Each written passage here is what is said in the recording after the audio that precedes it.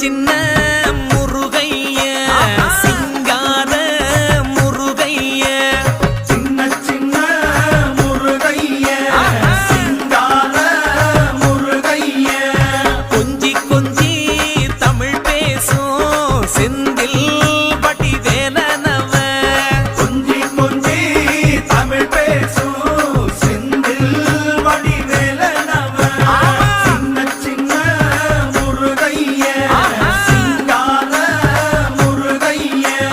கொஞ்சி கொஞ்சி தமிழ் பேசும் செந்தில்